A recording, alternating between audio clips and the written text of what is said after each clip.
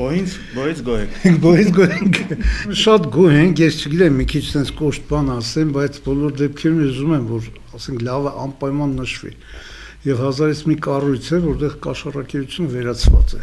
համատած նախկինի հետ, եւ դա ամենամեծ նվաճումն եմ ասում։ ՈՀ վերջի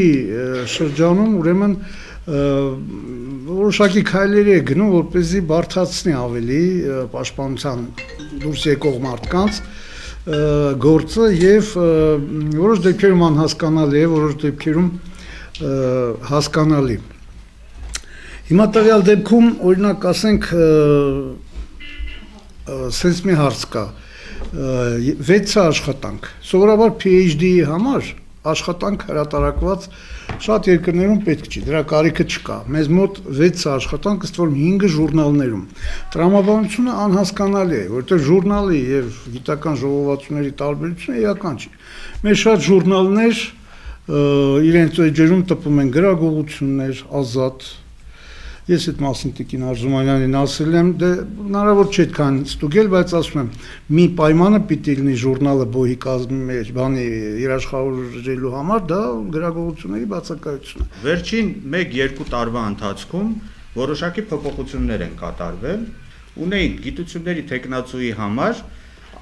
անհրաժեշտ առնվազն 3 գիտական հոդված, մինչև թեկնածուական ատենախոսության պաշտպանությունը։ Այդ 3 գիտական հոդվածները պիտի տպագրված լինեին միջազգային որևէ ամսագրում կամ Հայաստանի Հանրապետության Բարձրագույն Որակավորման Հանձնաժողովի կողմից ընդունելի համարվող պարբերականներում։ Հիմա դուք տեսաք, ես ասացի միջազգային կամ ԲՕՀ-ի կողմից ընդունելի համարվող։ Հիմա այն միջազգային բառը մենք հստակեցրել ենք։ Միջազգային նշանակում է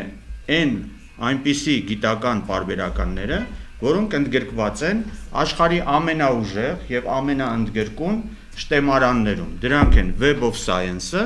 եւ Scopus-ը։ Դա վերաբերվում է բոլոր գիտության բոլոր բնագավառներին։ Հայաստանը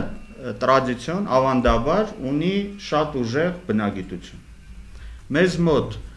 ֆիզիկա-մաթեմատիկական գիտությունները, բնական գիտությունները շատ ավելի լավ են զարգացած, քան հասարակագիտական, հումանիտար ուղղությունները։ Դրա համար, երբ որ այս փոփոխությունները արվեց, ըստ էության որևէ բան չփոխվեց ֆիզիկոսների, մաթեմատիկոսների, ինֆորմատիկայի մասնագետների, կենսաբանների, քիմիկոսների համար, որովհետև առանց այդ էլ նրանց աշխատանքների մեծ մասը տպագրվում էր Հայաստանի սահմաններից դուրս եւ տպագրվում էր արդեն որոշակի հեղինակություն եւ ազդեցության գործակից ունեցող ամսագրերում։ Մի քիչ դժվարություններ առաջացավ հումանիտար, սոցիալական գիտությունների համար եւ դրա համար կառավարությունը գիտական աստիճանաշնորհման կանոնակարգում նախատեսեց բացառություն այն մարդկանց համար, որոնք չեն կարողանում տպագրել իրենց աշխատանքները, որը բնական է։ Միջազգային հեղինակություն վայելող ամսագրերում թույլատրվեց, որպեսզի 6 հոդվածով գնան պաշտպանության։ Բայց այդ 6 հոդվածից ոչ մեկը կարող է եւ արտասահմանում տպագրված չլինել, այլ տպագրված լինել Հայաստանի ԲՕՀ-ի ցուցակում ընդգրկված գիտական ամսագրերում։ Գիտությունների դոկտորի գիտական աստիճանի համար պահանջվում էր նախկինում 20 գիտական հոդված, որից առնվազն 5-ը միջազգային հեղինակավոր ամսագրերում։ Ես մեջ եմ բերում նախկինում գործող գիտական աստիճանաշնորհման կանոնակարգից։ Ինչ է նշանակում միջազգային հեղինակություն ունեցող ամսագրեր։ Էլի կոնկրետացրել ենք նոր կանոնակարգով եւ հստակ ասվում է,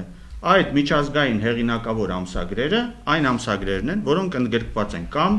Web of Science-ում կամ Scopus-ում։